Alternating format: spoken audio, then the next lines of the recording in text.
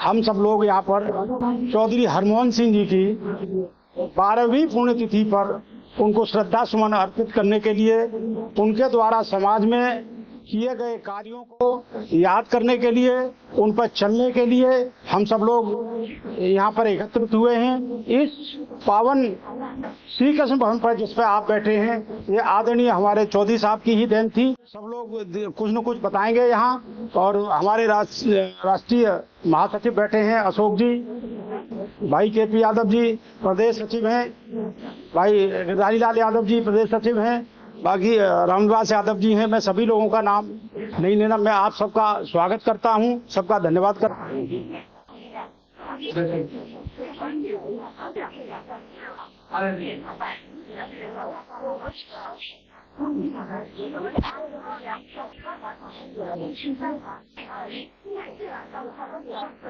आज चौधरी हरमोहन सिंह जी की पुण्यतिथि पे हमें के यादव जी का धन्यवाद करना चाहिए कि इन्होंने हम सब लोगों को यहाँ इकट्ठा किया और चौधरी साहब की पुण्यतिथि पे हम लोग को पुष्पांजलि अर्पित करने का मौका दिया।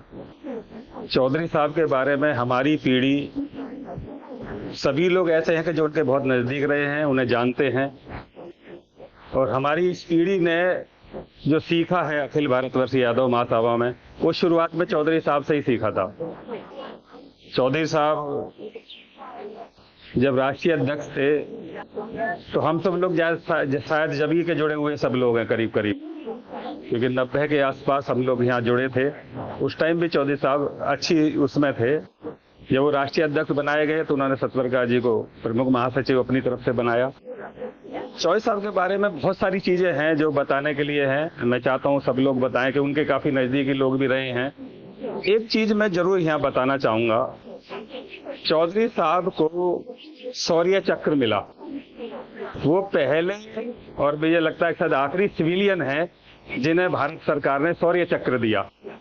शौर्य चक्र किस लिए दिया, मैं उसी पे विषय पर, महासभा के बारे में तो सब लोग हम जानते ही हैं। सन 84 में जो राइट्स हुआ था, सरदारों के खिलाफ एक माहौल था देश में, तो कानपुर में भी ये माहौल हुआ।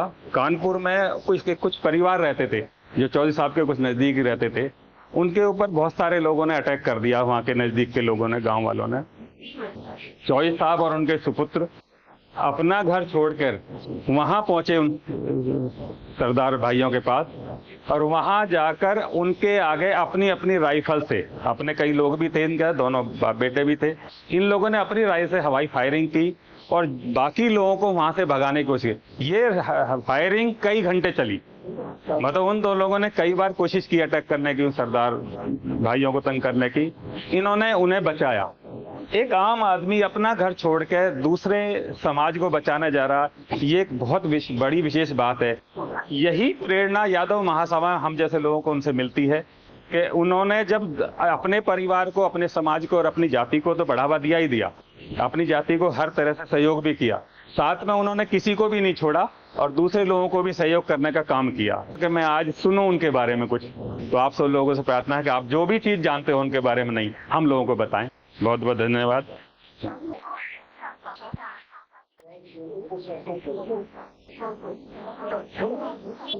जय श्री कृष्ण, राधे राधे। अब मैं निवेदन करूंगा आदरणीय केपी सिंह यादव जी से कि वो आए और चौधरी साहब के बारे में।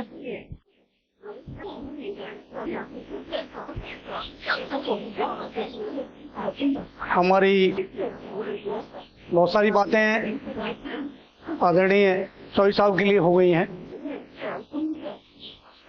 चौधरी साहब हमारी यादव महासभा के जो पूरे देश में फैलाने के लिए उन्होंने जो प्रयास किए वो किसी ने नहीं किए। चौधरी साहब की बदौलत जो यादव महासभा कश्मीर से लेकर कन्याकुमारी तक पहचानी जाती है। चौधरी साहब ने इसके साथ साथ यादवों में जागरूकता लाए और यादव महासभा की इस तरह गांव-गांव जाके और शहर-शहर जाके पहचान कराई।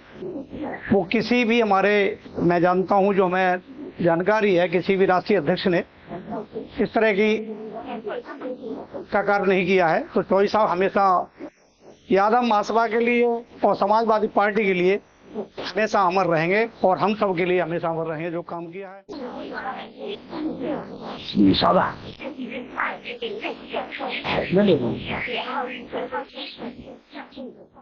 अब इसी कड़ी में मैं मध्य प्रदेश से आए आदरणीय राजकुमार जी से अनुरोध करूंगा कि वो आए और चौधरी साहब के विषय में, क्योंकि उनके पास काफी उनकी जानकारियां हैं, तो वो आप सबको देंगे। आदरणीय राजकुमार यादव जी।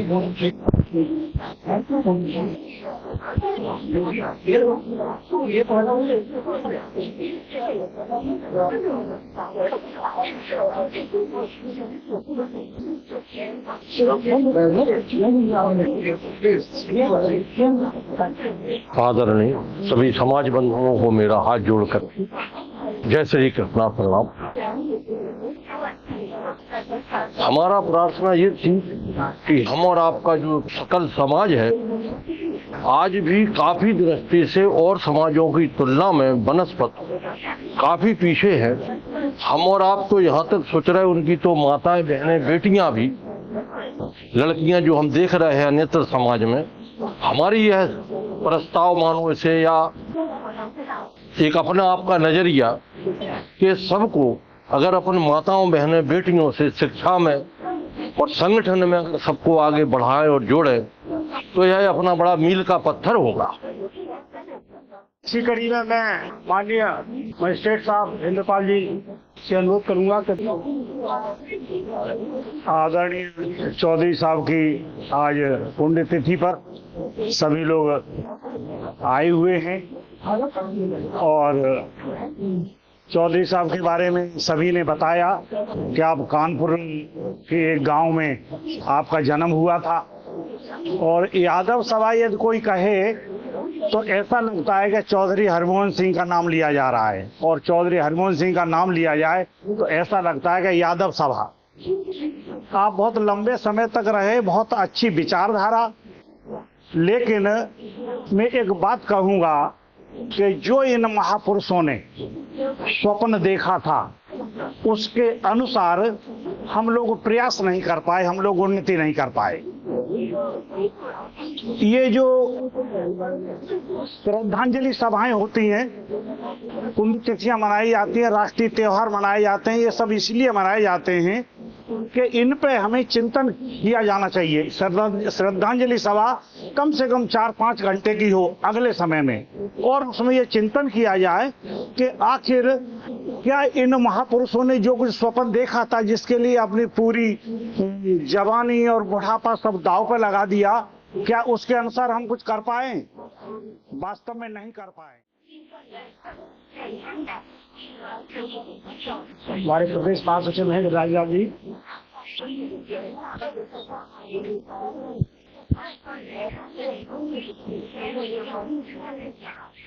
मैं चौधरी हरमोहन सिंह जी की 12वीं पुण्यतिथि पे श्रद्धा सुमन अर्पित करते हुए नम्र श्रद्धांजलि अर्पित करता हूँ।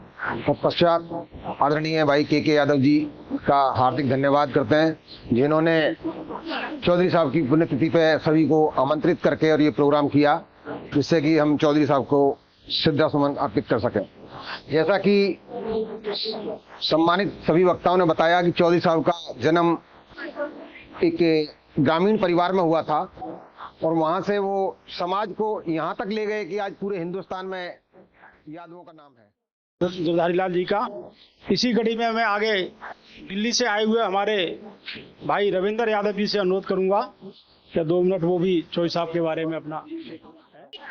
बस बाबूजी के साथ जो है मैं 92 में जुड़ा था, और जब मैं एजुकेशन पूरी की मैंने 90 में मैं कॉलेज से निकला, फिर इसके बाद जो समाज सेवा समाज में आया तो 92 में मैं किसी कारण से किन्हीं के द्वारा मैं जुड़ गया, उनके साथ मिला उनसे, फिर 92, 93 से फिर लगातार उनके साथ जुड़ा। लेकिन उनके अंदर जो मैंने देखता था ना भाई साहब, तो वाकई काबिलियत है, मतलब इतनी वो चीज थी कि इतनी सिंपल में आदमी हर चीज जैसा भी आदमी जो भी उनके यहाँ पहुंच जाए उस हिसाब से वो आइडिया लगा लेते थे, कितना इसमें जान है, कितनी सही चीज है या कैसी चीज है। मतलब ये है कि जिसके यहाँ भाई साहब ने कहा ना, जैसे कहा कि खिचड़ी बनवा लेना, क्या खिलाओ, वो पूछ लेते हैं, कर लेते हैं, तो खिचड़ी खानी है, ज्यादा बड़े पकवान हमने खाएंगे नहीं क्यों हो गए।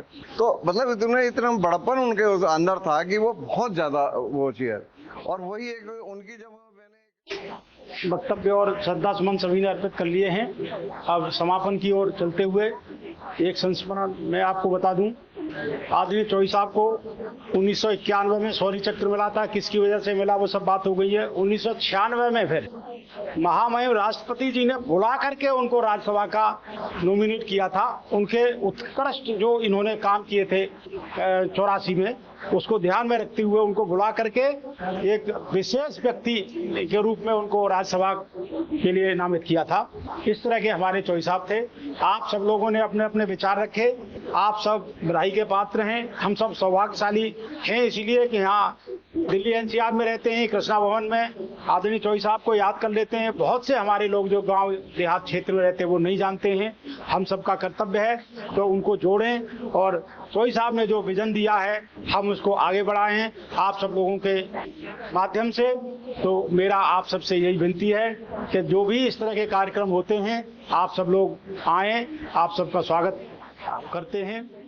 शांति पाठ कर बोलूंगा मैं, उसके बाद समापन 2 मिनट का मौन रखेंगे। शांति पाठ के बाद 2 मिनट का मौन रखेंगे। ओ द्यौ शांति अंतरिक्ष गं शांति पृथ्वी शांतिराप शांतिरोषधयः शांति वनस्पतयः शांतिर्विश्वे देवा शांति ब्रह्म शांति सामा शांतिरेधि। ओ